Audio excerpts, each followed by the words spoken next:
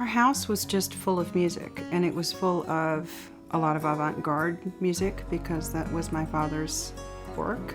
But there was also a lot of jazz, and NPR was on all the time. I started longing to play the violin when I was about 2. We used to go to orchestra concerts and chamber music concerts and all these great events. I think I've been playing about 5 years, and I realized how limited I was technically for classical music. And we started sniffing around. There was a great luthier in town, Wayne Logue. He was the one who started telling us about fiddle music and about the fiddle contest at the county fair in Champaign was just coming up. And so I learned my 3 songs and went and entered the fiddle contest. And it was kind of a love affair.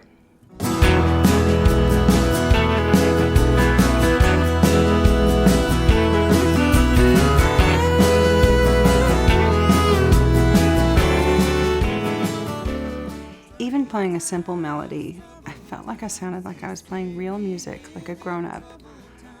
I felt like there was integrity to even those simple old tunes.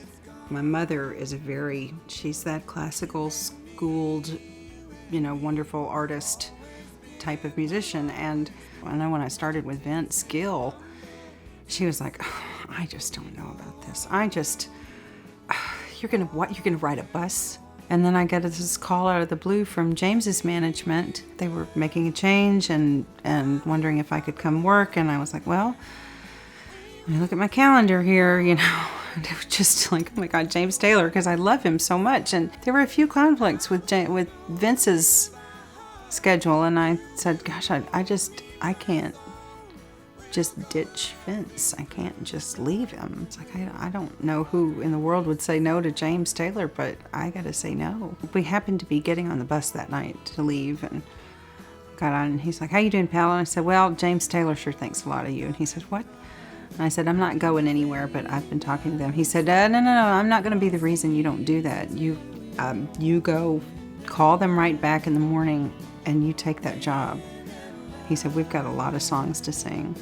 At the end of the day, I will follow you down.